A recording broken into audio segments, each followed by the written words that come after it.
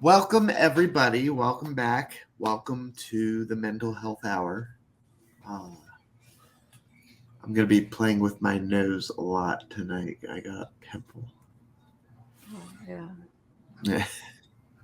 But welcome back to episode 88. Welcome back to the continuation of our live Q&A. Yeah. We had We that many. We had to split it to do Yeah, this week. how about that? Two uh, two episodes of questions. So moving forward, we'll have to figure out what we're going to do as far as we don't want to do a um, 3 hour show or anything, but if Mhm. we're going to get that many questions when we do live Q&A 6, then we should probably uh, block off like an hour and a half, 2 hours. Mhm. We'll figure something out, but that is a testament to how well the show is growing, and I'm very stoked about that. We needed to split the live Q&A 5 into 2 episodes, so that is amazing. Um, Ella, good to see you. Thank you for the 15 months. Thank you for the 15 months. Oh, and 500 bits. Ella, what are you doing? You don't have to do that.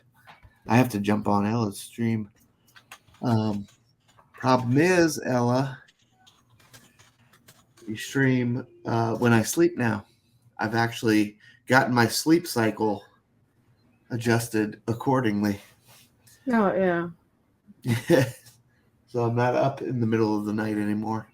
I went into Ella's the other day when she was doing ukulele for Easter and things, and yeah, it was nice to see. Like, it's so difficult now because this is such a big platform and knowing where everyone's gone. So, a good evening, everybody. Welcome in. Welcome all to. Let's see, we got 1, 2, 3, 4. We got 8 folks in here now. As it were. Shall we get right into it? No, you know what? Let's go over the ground rules again. Just kind of what we do. The live Q&A um, is one of our specials that we enjoy doing. Um, and Gemma, please take Mhm. it away.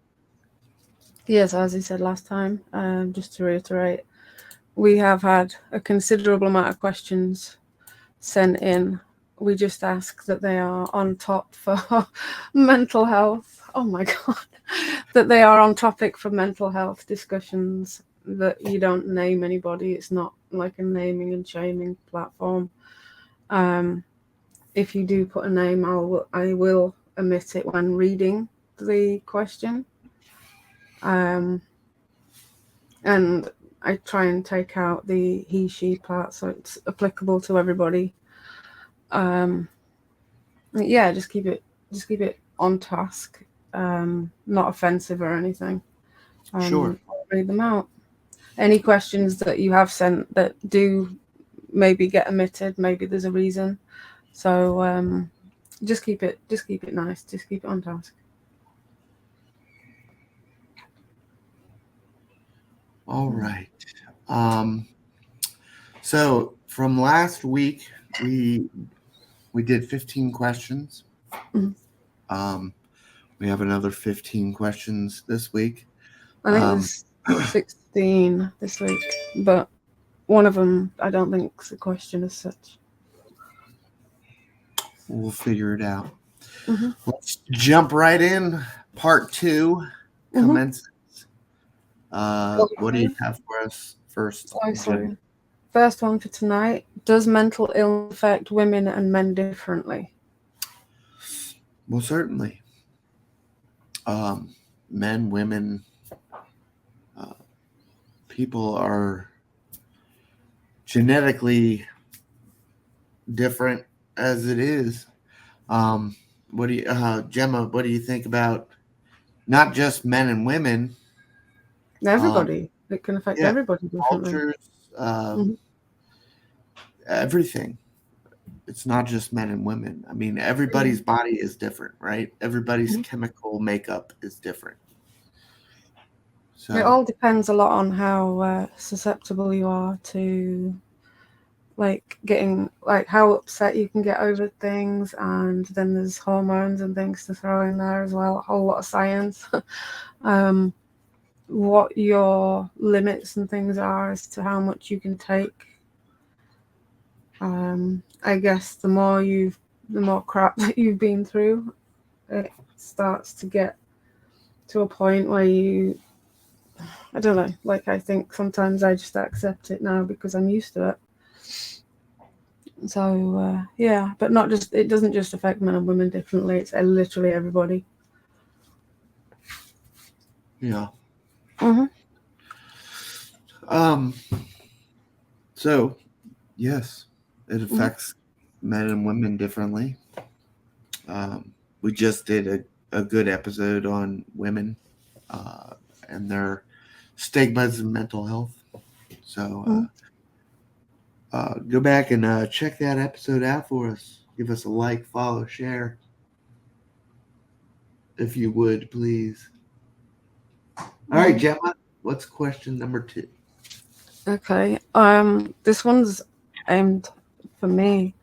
It just says, Gemma, can you tell me more about your path with dealing with your child's cancer diagnosis over the years, like a roadmap of your success? Um, so yeah, I actually did a whole broadcast with you about it, and then one with Jim. There is a lot if you want to read about my son's story. I've got a couple of web pages that I post a lot on there about. There's one on Facebook, or if you just Google Thomas Fight Tall, you'll find a lot there. But just to give you a quick rundown, it was obviously not something that anybody expects to happen. So when I was told that's what he had, I had to. It was again like the grieving process and the stages of grief. Everything would be applicable there about going through it, acceptance, to getting that to the acceptance stage, denial, looking for someone to blame, why me, all of that. And because of how fast it had progressed, wasn't a case of me having the opportunity to really sit and think about it. They had to act. So a lot of it was taken out of my hands anyway. But yeah, it took some doing, and at one point it felt like I'd had an entire nursing degree slapped on top of me with all the paperwork I had to read and familiarize myself with bloods and things. So it was hard. It was really hard to come to terms with. But for not wanting to go on and on too much about it, if you want to know something specific, feel free to message me. But there is a lot online. Just Google Thomas Fight Tall, and you'll find it all. So there you go. That's excellent. And you were just featured in a magazine, right?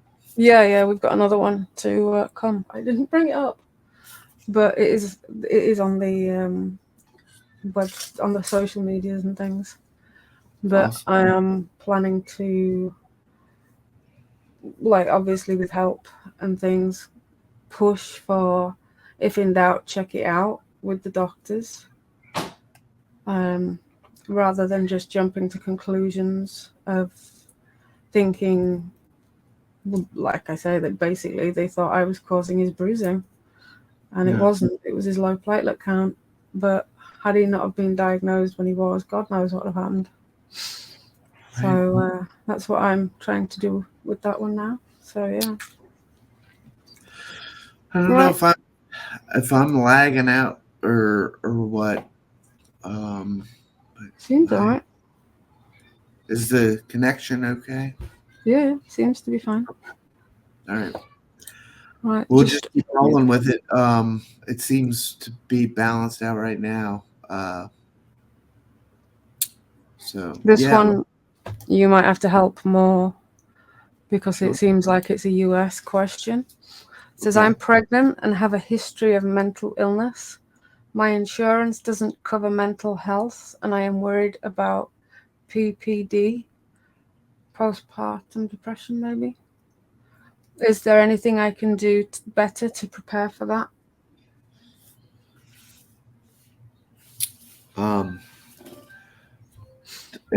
That's a U.S. question? It sounds like it, yeah, because we wouldn't have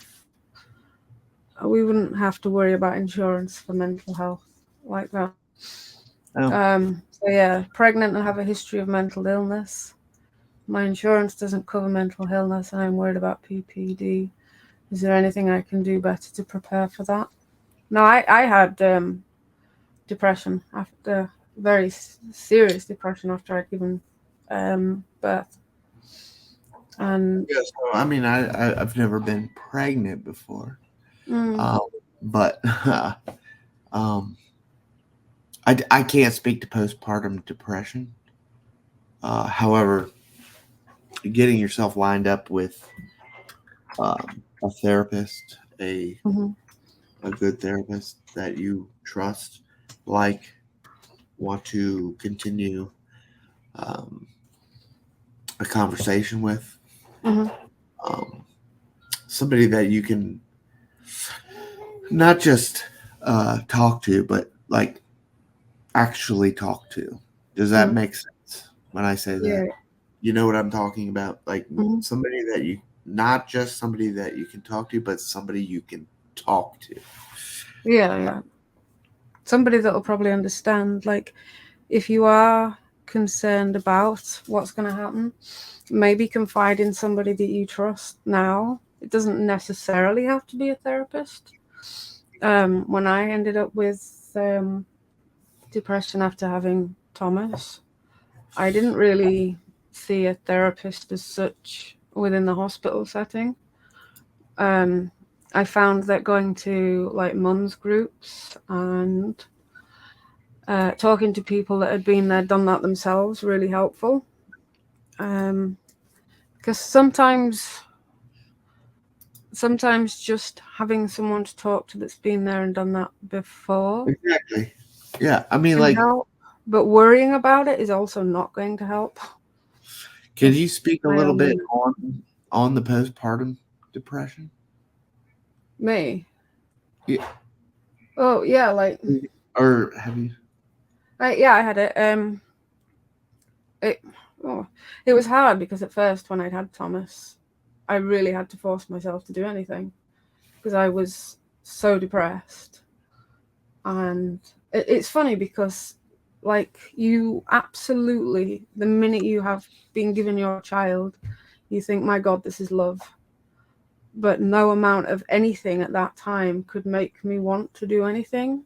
I'd really have to force myself because I was just and this might be an awful thing to say, and it is now, but at the time I was going through it, I could have easily have just left him there at my mom or whatever and gone because I was so fed up and depressed. And I did need help to get through that. It didn't take that long, really.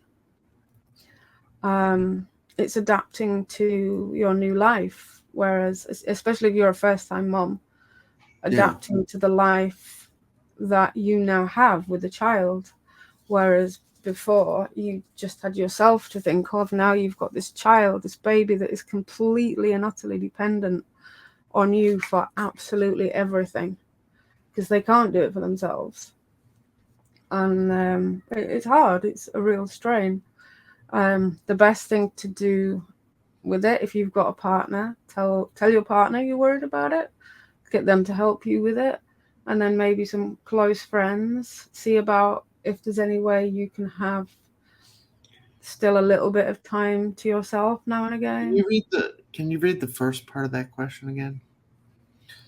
I'm pregnant and have a history of mental illness. My insurance doesn't cover mental health, and I'm worried about PPD. And then it just, is there anything I can do better to prepare for it? Pregnant in May. I don't know why I'm like not. One more time for me. I'm pregnant and have a history of mental illness. My insurance doesn't cover mental health, and I'm worried about PPD. Is there anything I can do better to prepare for that? I'm not sure. Other than calling the insurance company. Outside, You can get it online and things as well. You don't actually, if it's something you can't afford. We talked a little bit about postpartum depression, but it sounds more like the insurance is the issue here. I would call your insurance company. Can you change like partway through? So open enrollment here in the States, here, at least where I live, we have to wait till October, November,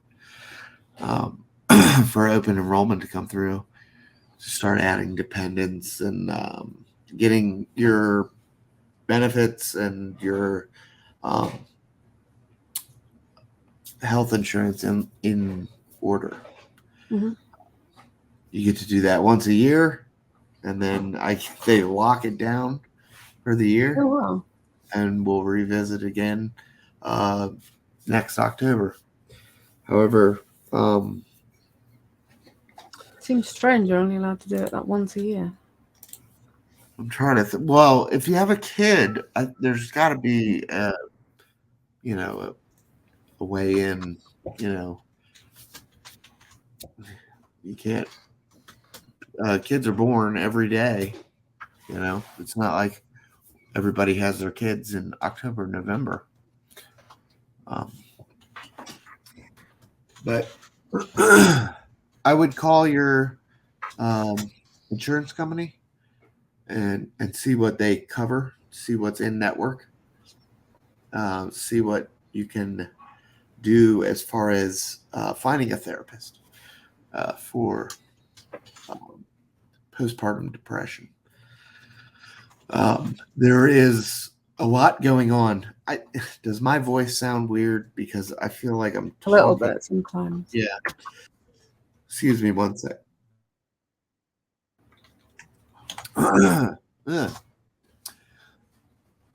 If the person that wrote that question wants to message, it depends what the main concern is at the moment. One thing I found, there was an app called Baby Connect, and I found that useful for helping me to stay on top of what I have and hadn't done for the baby at the time. And also you can share it with your family and things, so that it's like a diary for a baby, but you put on what you've done, how much they've eaten, when they change the nappy, and it's a good record to be able to see what you've done. You can upload photos and things. It's actually pretty good, and that helped me to motivate myself to doing more with Thomas at the time. But if you can't afford the insurance and there's absolutely no mental health on there, I don't know how it works in America, so I can only speak for outside of that, really. But there is certainly websites and groups and forums that you can access that are free. As easy as it is to say, try not to worry about it, because the more you worry about it, the worse it's going to get. But do feel free to reach out. I have had the depression, so I'm willing to talk to you about it if you need. Also, don't forget about the helplines. Mm-hmm. Yeah. I mean, they're always an option as well. Yeah, and has posted a link that's useful as well in the chat. Let's move on to the next question. Okay. Right. This one says, you mention a lot about journaling on your broadcasts. I haven't tried it before, but I would like to start. What is the best way to start? Is there something I should use? And is it better to do it digitally or a notebook? Do you have anything I can use to print out or copy that will help me to start journaling and include things that I need to do in these journals? Thanks. I mean, so the best way to start journaling is just, however you're most comfortable. Do you like pen and paper? That's my go-to. Some people do prefer typing on the keyboard, doing a little Doogie Howser. I don't know if anybody would get that reference, but end of the day, Doogie Howser, typing on the keyboard, journaling. If you get that reference, give me a thumbs up. But other than that, if you're an ink and paper person like myself, it's just nice to sit down, get yourself a composition book, go all out with it, old school journal, sit down, write the date, and just start writing. What did you do that day? What happened? Was there anything, worthy of mentioning? Was there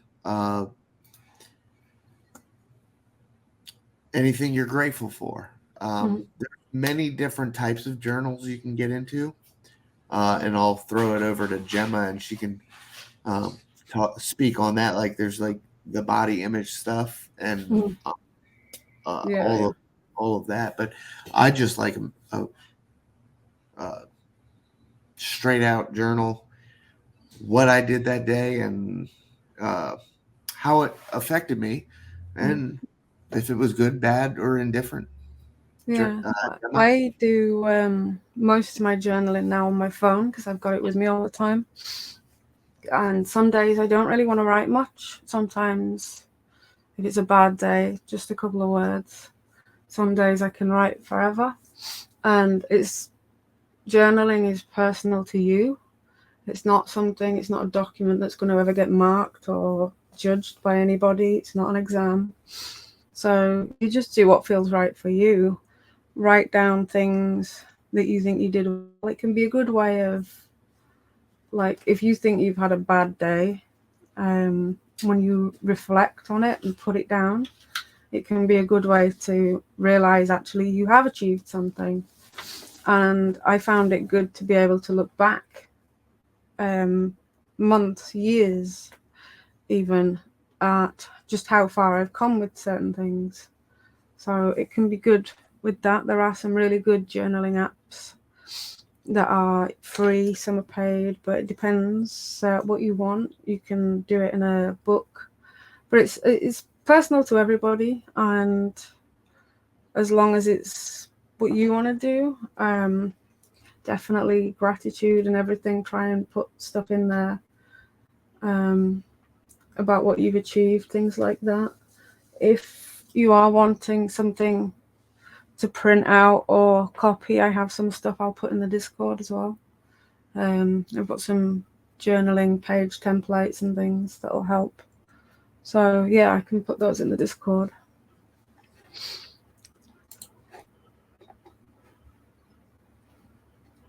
You ready for the next one?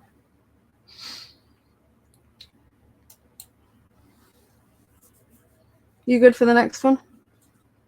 You're muted. There we go. God damn it. There we go. What is the best way to overcome addiction? I am addicted to prescription medicine, in particular tramadol. How can I get off of these once and for all? I was prescribed them after an injury at work, and now I can't get through the day without taking them. I get a lot of pain, but it makes me wonder if it's because of the pain medication. So definitely first thing I'd say is don't just stop taking them completely. If you've been on them a long time, you need to wean yourself off them. Oh, hell yeah. get to the doctors as well. So, can you read that one more time? Yeah. What is the best way to overcome addiction? I am addicted to prescription medicine, in particular tramadol. How can I get off of these once and for all? I was prescribed them after an injury at work, and now I can't get through the day without taking them. I get a lot of pain, but it makes me wonder if it's because of the pain medication. Pain medication does become less I effective always the thought longer you take it. tramadol given for non-addiction, but No, tramadol is an opiate. huh? I thought, yeah. It is a. We had this discussion before. It's an opiate, and yeah, it's a. I think it's towards the lower end of opiates. Like if you have morphine at the top, fentanyl, things like that. But they can be addictive. You can't just stop them. You have to wean off them, Absolutely. especially Well, if you're taking a high level of them. any addiction that you're facing is going to require obviously some work. You're going to need to come down off of it slowly, uh, especially like alcohol and stuff. You can't just quit the shit cold turkey. It really screws with your body. Speaking from experience. Mm-hmm.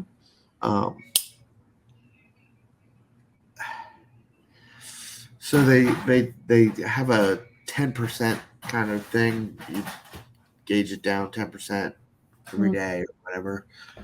There's different ways to come down, wean down off of it. Work with doctors, medical professionals, rehab facilities. These are great ways to do that. Heroin or opiates in particular, you can go to a methadone clinic if they're still around. Yeah. And I mean, everything kind of got screwy with COVID. Are methadone clinics still around? I don't know about the clinics. I saw someone being given it at the chemist the other day. But this addiction was tramadol. That's you said an opiate. So yeah, you're gonna step down. There is actually a thing as well called opiate induced pain, where if you've been on a medication, an opiate medication for so long, it can actually cause some of the pain, which sounds odd. And when I had that told to me, I was like, what, are you for real? But yeah, the longer you take something, anything, the less effective it is, which is why there's a thing now about antibiotics and not prescribing them too much, because the more you take them, the less likely they are to work. And that applies to pain medications too. And like, I'm on pain medication and I started on a lower dose and it's just going up and up and up and up. And it's like, well, where do you go with it once you've maxed out? So I definitely would try and get off of it. Don't just stop it though. And I would advise doing it with a professional rather than just yourself, because side effects and withdrawals are horrific. You're going to need some help with most addictions. And that help comes through that higher power. I would suggest finding a program. Of course, there are things like AA, NA, Overeater Anonymous. Well, you know, anything anonymous. There's also other options like the SMART program. I haven't dropped that in the Discord in a while. I will look that up and put that in the Discord tonight. It's an alternative to AA for like alcoholics. It's called SMART program. It's different because AA isn't for everybody, right? Yeah. Everybody's program is their own and it's unique, and it's you have to work it to your own happiness. You know, Mhm. you have to want to do this. So, I mean, writing this question in sounds like you've taken the first step. Like you want to. Oh yeah, certainly having to admit it and realize there's a problem is definitely the hardest thing So to reach out do. to us, and we can get you hooked up with some good Mhm. resources. Yeah. I know some resources around this area. I don't Mm. know who wrote this question in, obviously, but if you would like to reach out for further information, I can help you and assist you in finding resources in your location if you're I'm just willing. looking at the spelling of certain words. It looks like it's US based. Maybe. Okay, well, we're not detectives. Yeah, it could be. But yeah, I just thought if they do want to reach out, it might be beneficial Yeah, if you have some. So, like, if you wanna reach out. I will help you mhm. find Right. The where to next find one us. is addiction as well, but a different type. Sure. So the next question, how can you tell if someone has a problem with gambling?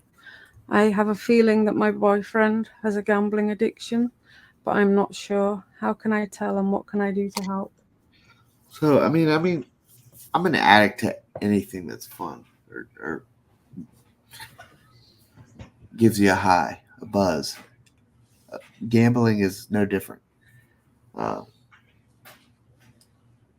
have you felt the feeling of winning on a Mm. horse race or a slot machine, for that matter?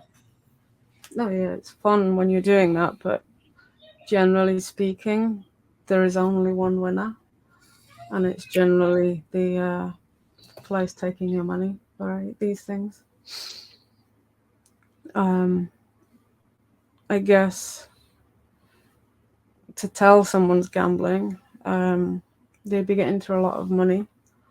Um, I would definitely advise making sure if you've got um, don't have a joint bank account for a start, if you don't have to. Keeping an eye on what he's going through, what money, where is he going a lot, and there is like again places you can go, like Alcoholics Anonymous, but for gambling. Oh yeah, Michael there says 12-step program for gambling as well. So yeah, that's the best thing to do. But again, they're going to have to see that there's a problem and admit it and take the steps to do that. And it is unfortunate that there's a lot of people don't realize it till it's too late and Yeah. have bailiffs and things knocking on their door. So we're back into addiction again, and that's gambling is no different than any other like drug addiction. We're talking about substance abuse, all these things that we discuss on the show. Mm. Sorry, I had to step away for a minute. I couldn't think with the Penelope playing with her cocomelon. Is that what it was? I could hear. I don't know how much you could hear of that, but this is what that was. And Yeah, just we could hear I want to throw this off the deck. it. It is the noisiest toy that she has. I've always said those that make baby toys and dog toys don't have a baby or a dog. Right.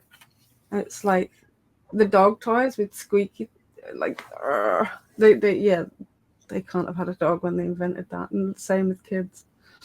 But now I But feel yeah, like I think a little bit that yeah, that yeah, that we could hear it. It wasn't too loud, but we could hear it. um gambling is just like a substance abuse problem disorder. Mhm. We're gonna have to step you down off of it, wean like we just talked about, wean off of it. It's a rush. It's a good feeling. It's a high. Mhm. That's what we addicts love. I have stopped calling myself an alcoholic. I call myself an addict now. I'm an addict, and there's no way around it because it's not just alcohol. I know damn well I get addicted to everything. You know, I'm an addict. Now we're just gonna bang on the floor. Oh dear. But there are 12-step programs for everything, and we got to keep things in check. Everything in moderation, essentially. And that's a really shitty answer, and I'm sorry that I got frazzled there from Penelope. But I feel like we have covered a good bit of this, and you know what? Maybe we will do an episode here coming up about gambling. I think that would be that would be something good, because it will kind of show it's not always a substance that we get addicted to. Gambling is definitely top tier addiction without any injections, drugs. We're not using a substance. It's just money. I had a friend that had a gambling addiction, and she said it wasn't the amount of money that she was winning, it was the feeling of having won something. So even if she went out and spent something like £200 on gambling and won and only came back with 100, she would feel that was decent because she'd won and she enjoyed the high of having won something. And it ended up bad. Rush. What do you got next? Yeah.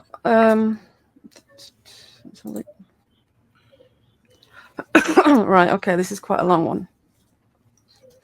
I was born a female and I'm in my late 20s, but last year I finally realized that I wanted to be gender fluid. Most of my friends have been supportive and accepting, but my parents, however, are not at all supportive or happy. It's really getting to me, and I don't know what to do for the best. They go out of their way to make sure they buy girly things for my birthday, etc., and always saying she, her pronouns when talking about me. They can be quite hurtful. What can I do? Because it's really upsetting me, and it has caused me to self-harm now because of it.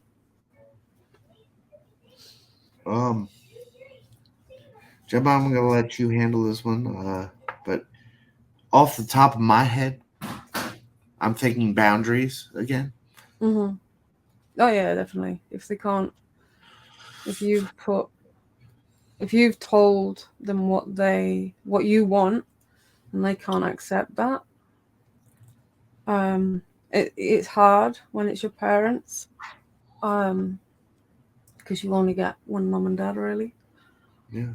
But certainly at the risk of your own happiness, mental health, and the fact that you've started self-harming because of it, it's obviously something that means a lot to you.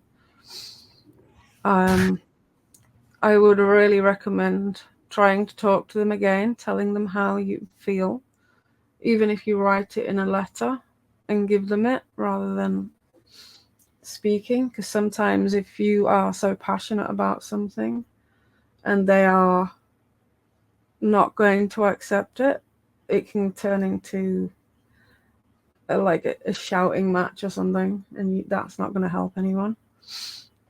So try write it down, let them know how you feel, or record it, send a video message or something, or audio. Just let them know how you feel, and that if they can't accept you as you are, as their child, then you have to figure out what it is that is going to make you happy. I'm not telling you to walk away from your family or anything, but you're going to have to work out what it is that you want. And if they're never going to accept that, then you have to put the boundaries in place as to what you will accept, what you won't. I mean, you say you're in your late 20s and it was last year that you realized, so they will have had 20 odd years of having a daughter, and now that for them has changed, I guess. So it will take them some getting used to. It is going to take time.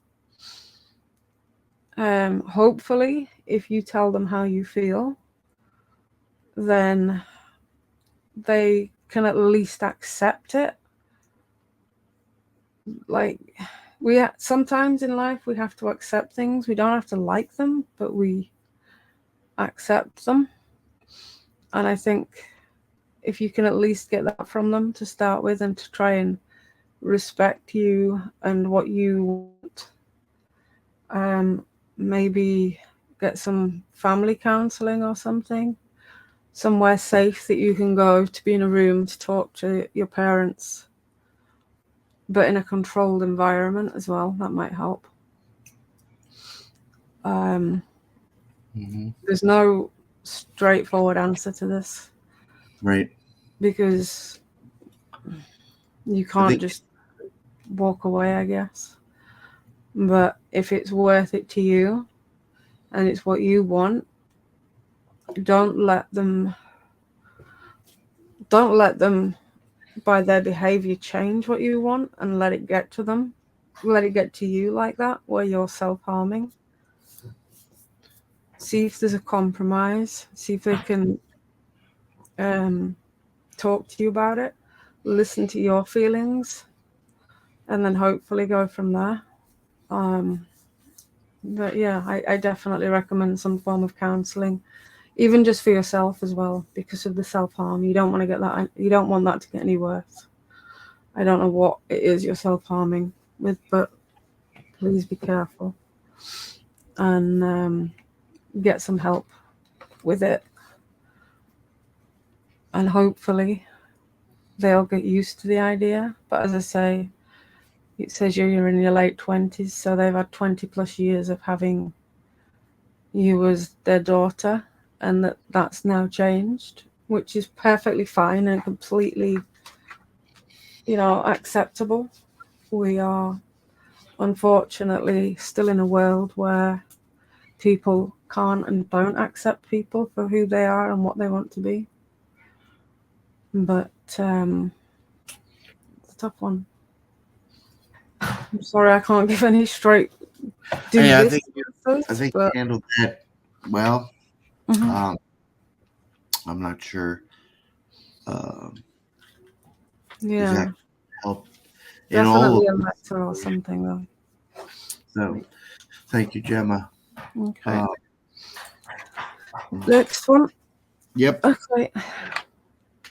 Right. So this one is right. It does make reference to things for adults. Okay. So I have an obsession to sex, but not always to people, but inanimate objects too. I have strong fetish to having sexual contact with a particular thing, which really gets me going. I have lost relationships because of it, but I can't stop with the addiction and desire for this. How can I deal with this? I can start having healthy relationships and be able to fulfill my desires at the same time.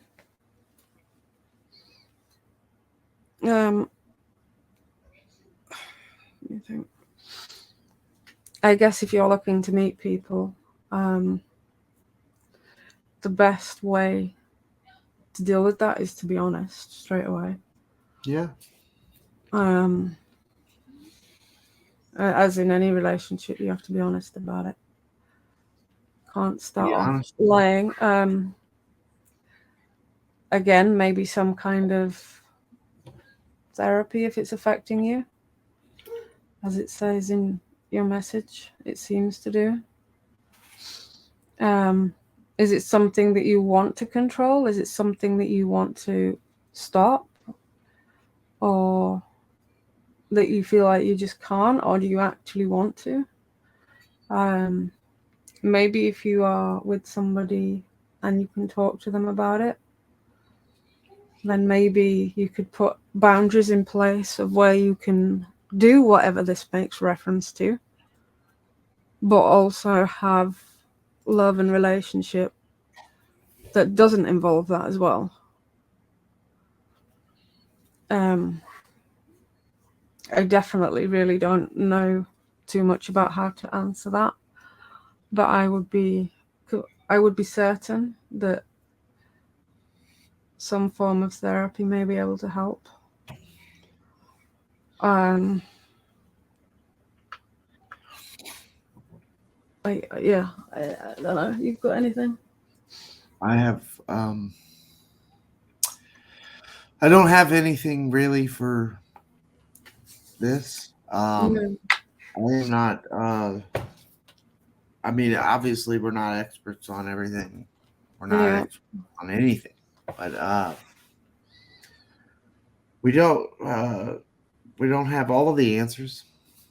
But we can definitely research and help out with. I'd just say honesty, and maybe look at speaking to somebody in a professional capacity about it. Might be the best way. It's clearly bothering you with what you say in the message, so that is literally the only thing I can suggest. Yeah. Okay, next one. I can't stop feeling depressed all of the time. I'm constantly tired and just don't want to continue with the life I have. I see everyone else's perfect life online and mine not compare to that. What can I do? Firstly, nobody's going to put all sorts of crap online. You only see the highlighted bits. And nobody going to be putting stuff online that is bad and that they're going through hell, and most people will just post the good bits, and you're just seeing that and not seeing what is actually the reality. So don't be judging and comparing your life to what you see online. Everybody's got their own problems. I think Jim has a term for that called doom scrolling. Yeah. We're all guilty of it. Get on there and you just start scrolling through your social media. Everything looks hunky-dory for everybody else, and you're having a depressed day. Mm-hmm. It doesn't feel good, does it? Mm-hmm. I've done it myself many times. Taking a break from social media will help. Yeah. I took excuse me. I took a 3, 4, 5 year break now from Facebook. I couldn't be happier. Mm-hmm. Just get the hell off of Facebook. It can be really destructive. It'll rip you apart when you're feeling down. Mm-hmm. When you're not feeling well or you're feeling down on yourself, you hop on social media and look at everybody else's achievements. Mm-hmm. I mean, it's the same thing as back in the day. You're not doing so well in your job, but Bruce or whoever is climbing the ladder pretty quickly. You're jealous of Bruce. You see him ascending. He's a superstar. You wanna hurt Bruce, but at the same time, Bruce is your friend, your coworker, your confidant. So that's what social media is. You're having a bad day. Mhm. You get on there, you see everybody else having a good day, ascending Mhm. that ladder, It doing is. well. It's really not a good place to be when you're already feeling down. So take some And time and away. it sucks. It really sucks to see Mhm. people doing good when you're feeling so shit about yourself. I bet Um, they also have days where they feel the same though, like where even though they're posting good sure, stuff, positive stuff, they're gonna have a day where they think, sure. "Oh, look at I mean, everybody else's perfect lives and stuff like that." everybody has a bad day, right? Hmm. Everybody has a bad day. It's just um, when you are having your bad day, stay off of that social media because that's where you're gonna get in your head. The wheels start turning. The racing thoughts, the horrible over and over and over again. What did I do wrong? What did I do? Or what can I do better? Monday morning quarterback. Hmm. It's just it's one of those things that you're going to keep running yourself into the ground. You're going to stay depressed. It's Hmm. going to depress you further. Social media, it has its good, just like everything. Everything Hmm. has its pros and its cons. There is good to social media. Hmm. Oh yeah, Advertising, definitely. pushing things out, getting word out about something, an event, whatever. But I don't give a good goddamn what you ate for lunch. You don't need to Oh. post a picture about that Hmm. and how spectacular it is. What are you rubbing it in our faces? Oh, Yeah, there just is a ask. lot of that. There is a lot of that I've seen. But if it is what's making, like you say, about comparing yourself to that, mm, I'd take some time away. Honestly, I do it frequently now, and it's something that you need to do. I think otherwise you just get consumed by it all, and it gets too much. Who the hell is Bruce? Bruce. Okay, the next one. I think I went on a tangent there, so let's bring it back in. Let's go to the next question.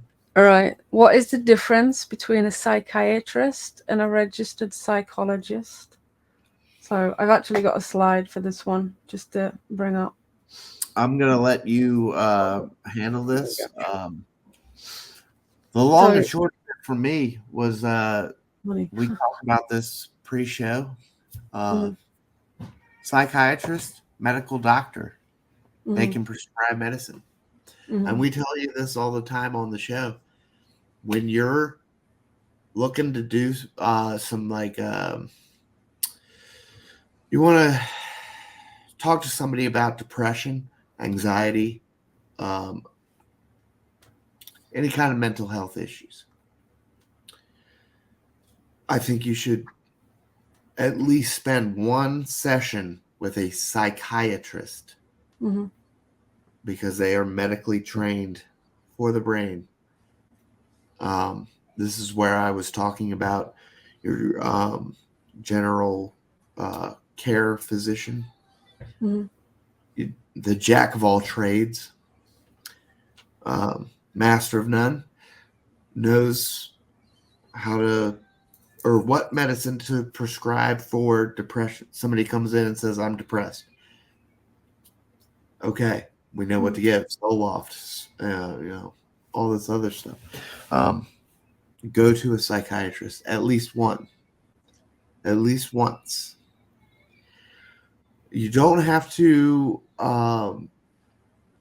frequent a psychiatrist like you would a psychologist. Mhm. But for medicine, like sertraline, anxiety stuff, I would talk to a psychiatrist. All right. Yeah. I'm sorry. Go ahead, Gemma. Oh, fine. This one just explains a little bit about the differences between them. So about being able to prescribe medicines and other things if needed, like pass you on to other places, treat the conditions rooted in biology on neurochemistry. They can access your medical records and things and be able to try and look at what you've got going on. And then it says iatry refers to medical treatment, and then the ology refers to the study of the topic. So psychologist provide a wide array of talk therapy. PhD psychology treat conditions rooted in emotions or behavior and specialize in psychological testing or evaluation. So they're both very different in their own sense, where if you've got depression and you're wanting something prescribing for that, you do need generally the psychiatrist for that. And then usually your GP can continue with those prescriptions. But even if you're getting them prescribed, it pays to go back every now and again and get it checked, make sure that you're still on the right medication. Because as we said before, if you're on any medication for a long period of time, it becomes less effective, and that is also true when it comes to antidepressants. Let me take that one off. Right, you good? Next one. All right, next question. I was prescribed an antidepressant, but I don't think it's working. Is there anything I can do? I'm sick of feeling depressed all the time. We've spoke about this. Go to the doctor.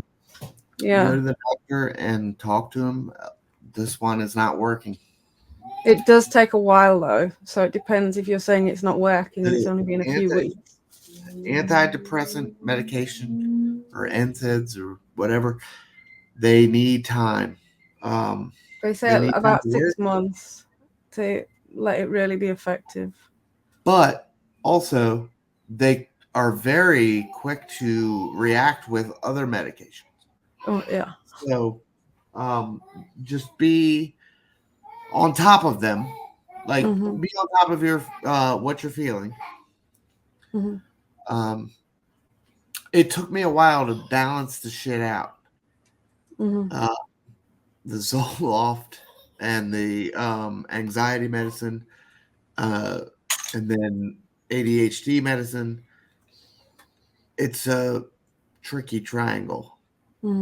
Yeah, make sure whatever you're taking, the person who is prescribing it has checked what else you're taking, because some things can make it work in a different way, or can be like they can affect some parts of you that you don't want and have some nasty side effects. And make sure you've been taking it for a good amount of time before you say it's not working.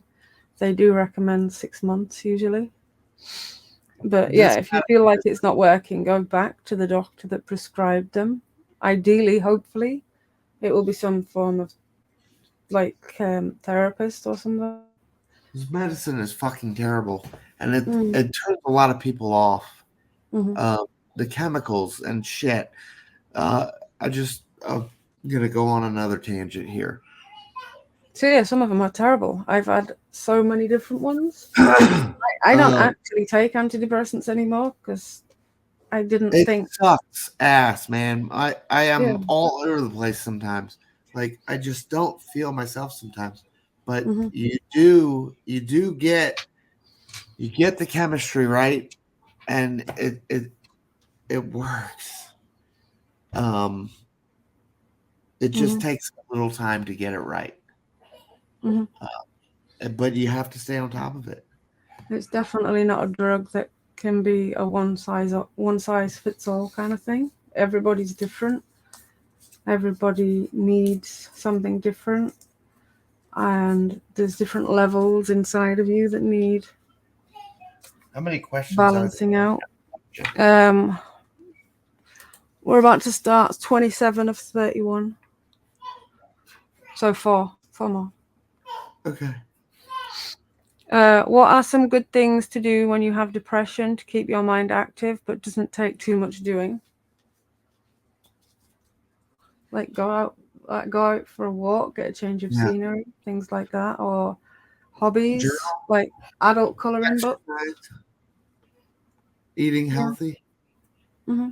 All of the things that the doctor tells you that you roll your eyes, Mm-hmm. journaling, exercising, and Yeah, get a hobby. Well, I do the adult coloring books. That can just take some time to just chill, listen to music. I'm gonna get her for the last 3 questions. Okay. But yeah, just doesn't have to be anything.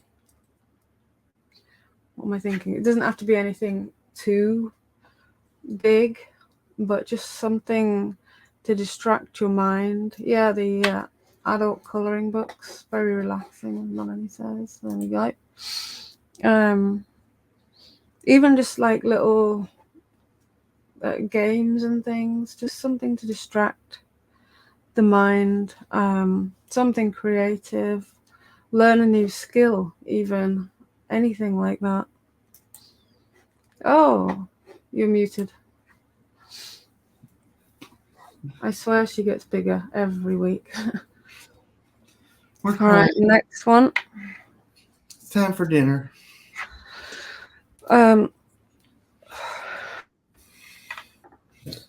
Okay. This one, it says, I spent ages having feelings for someone, but never told them how I felt because of my own insecurities and mental health.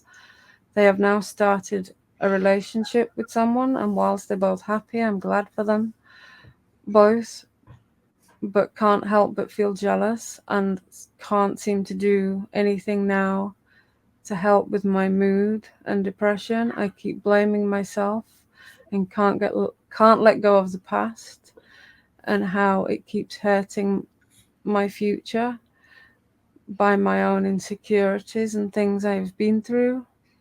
What can I do to make myself better and to get over this person and be able to get on with my life? Well, without being blunt, you have to get on with it. You have to move on.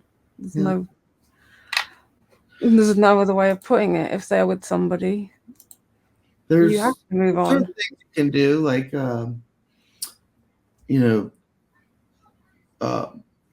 removing all things from the house that remind you of a person, or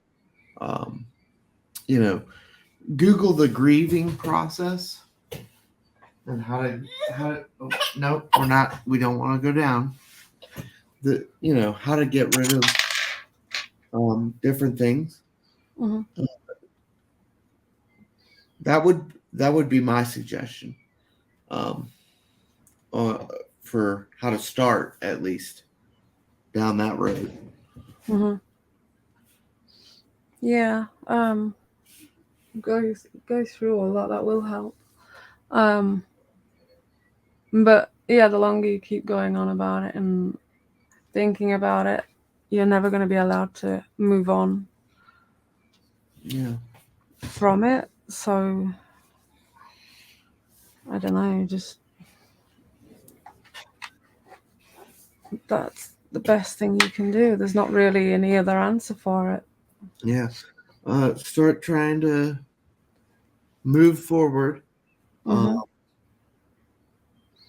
Get rid of everything that reminds you of that said person, and try and start a new thing every day. Every time you wake up, put one foot forward in the direction of away from said person. Okay, right. Next one. Yep. What is the difference between substance abuse and addiction? You want to answer? Substance abuse and addiction. Abuse, you can get rid of substance, I guess. Abuse, you're abusing it. You're using it for the wrong reasons, or not for what it was intended to be used as. Addiction is you need it, you crave it, you want it, you will do anything to get it. So if you're abusing a substance, you're not using it for its intended purposes. So if you take Adderall and you are prescribed 25 milligrams extended release for your ADHD, and you decide, hey, I'm going to take 3 pills today, and the hell with it, and 4 tomorrow, that's abuse. Substance abuse. You're not following the instructions. You're not doing what that drug is supposed to do. The doctor has prescribed it in a manner that works for you. So you're abusing that. Addiction is all out war. Right. 2 more. Yeah. Sure. Okay. I have recently been diagnosed with borderline personality disorder. The doctor didn't tell me much about it. I'm scared to look it up, but I want to know more. Can you please tell me more about it? I'd also love you to do a whole episode on this topic too. Thank you. Don't look it up online. Don't do that. Looking up anything medical online, and it just, unless it's a reputable place. We are going to do an episode on borderline personality. So I will, we can move this to another show for the sake of time.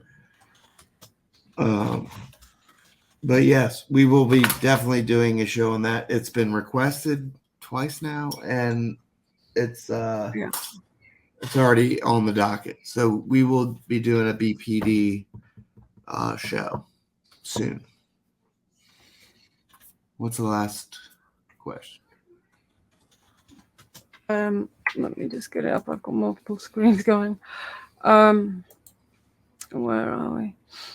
I have been diagnosed with cancer, and I have absolutely no idea how to deal with it, what to do, how to process the information, what can I do, and where can I go from here? I'm in the UK.